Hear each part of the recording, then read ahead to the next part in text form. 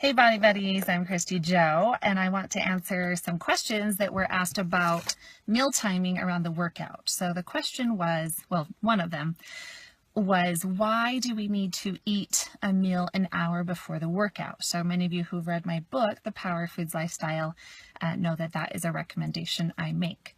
We first have to look at the overall concept of the Power Foods Lifestyle, which is taking a sum total of calories throughout the day and distributing them equally, pairing nutrients wisely together, protein, veggie, carbs, or protein, veggie, fats, depending on the total daily needs of the individual, which are different for every single person. And there's a lot of trial and error in the process of figuring out your strategy, the number of PVCs versus PVFs versus PVCF combinations. But the hour before the workout doesn't apply if you're working out first thing. If you're working out first thing, I recommend stabilizing with either some protein or some fats. Fasted working out, I'm not a big fan of. The science shows it does not speed things up. So I would go simply based on what feels good to you and what gives you more energy and what helps you not feel nauseous. A lot of people feel nauseous if they don't eat before they go work out first thing in the morning.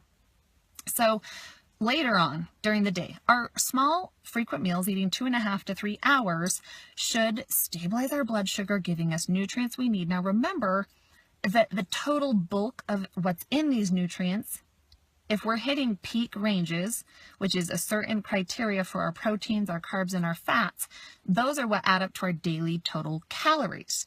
So I'm talking a very high level Power Foods lifestyle right now. So if you are just like getting into the basics of this and trying to start eating foods together and watching portion size, I don't want you to be overwhelmed by this information. This information is for people who are like, hey, I'm fit and healthy. I'm dialing this sucker in. We're talking fat loss. Okay. It's always important to talk about what's the goal and the outcome for the unique strategies I'm describing. So eating an hour before the workout is going to provide nutrition and fuel to your body, but it's going to give it time to digest a little bit because you don't want to eat that much food right before you go to the gym. You're going to have an upset stomach, and your body is so focused on digesting, it can't focus on the other processes needed to generate ATP and to be working on your cardiovascular system, to be breaking down glycogen, gluconeogenesis for glucose distributed into the body for energy. So the timing of that hour before helps you to have enough energy in the gym. But remembering our meals are every 2.5 to 3 hours, they're smaller. So if you were having a big meal, then you'd probably space the workout like 2 to 3 hours after you eat. So it's all within reference of what's the total daily caloric sum. And then it's just to help you have enough fuel, but not be too full. At the same time, a lot of people are like, oh, well, I'm going to burn off calories, and so I should not eat before I go to the gym. Well, good luck with that, because it's a chemical process we're talking about. So if you don't have fuel in the tank, that means you're going to run out of gas, which means if you don't have gas in the tank to go work out, you're breaking down muscle. You are putting your body at a disadvantage, and you're putting it in a stressful environment because you don't have fuel in there and you're pushing yourself through. And this is what happens in a lot of irrational approaches to the gym. We're not getting the results we want to see because of illogical, irrational fears and miseducation. So that hour before the workout is going to eliminate so many of those problems. Okay. All right. Another thing that I talk about with meal timing in the Power Foods lifestyle is eating before bedtime, about an hour to 2 hours before bed. Some people say, well, do I have to and should I? Well, let's look at it this way. If your sum total of daily energy needs are distributed into 6 meals and you don't want to eat that 6th meal, you're not hitting your target macronutrients and energy. And so if you find yourself not eating that last meal, I would say you need to take that energy and redistribute it throughout the rest of the day. You need to hit those numbers.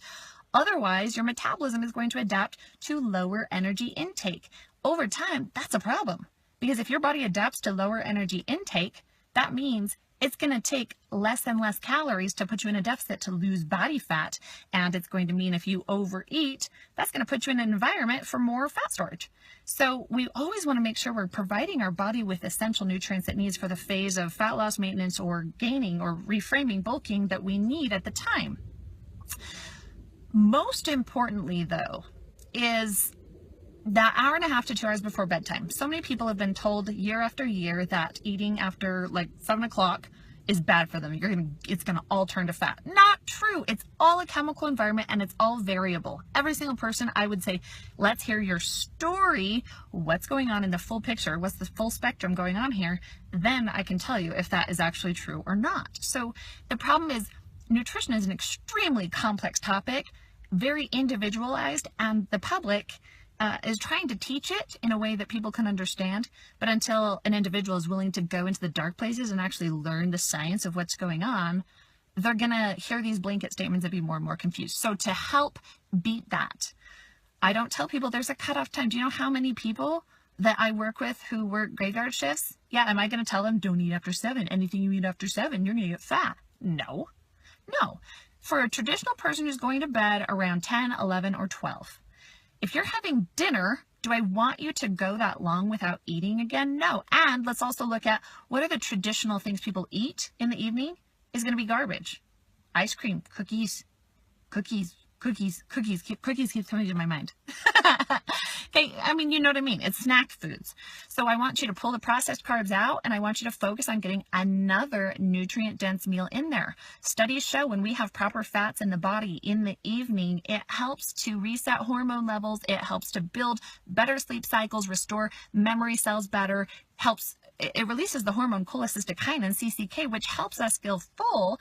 What better psychological advantage to staying away from the cookies and the crackers and the cakes and the brownies at night is there than to feel satisfied? If you were eating pasta for dinner and raising that blood sugar, I can guarantee that you're going to have a crash and you're going to have more sugar cravings than if you were having avocado and olives and olive oil and coconut oil at night. So a lot of it is psychological and a lot of it is keeping nutrition in the body.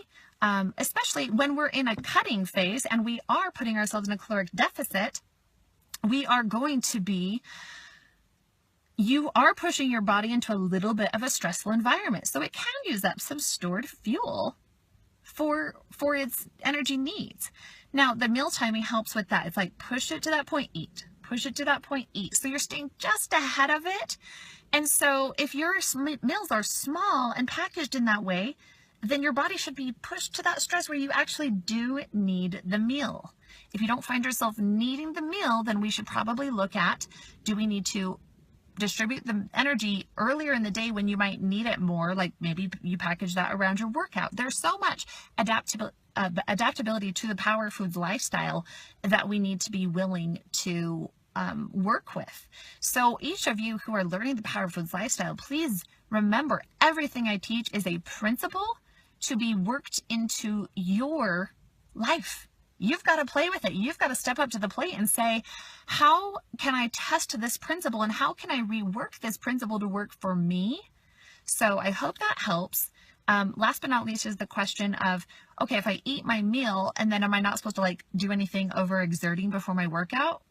No. I mean, do I want you to go out and run 3 miles before your workout? No. But does that mean you can't like go move some boxes in your office? No. Like a lot of this, you guys, is common sense.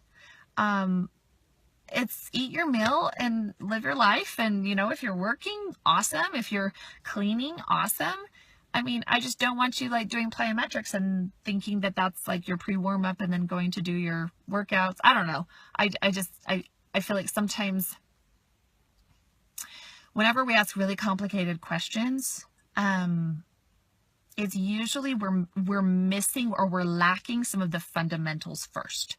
And we're looking for answers in obscure places that actually lie in our fundamentals again. So I hope this is helpful and hope you guys continue to power your body one meal, one workout, one day at a time.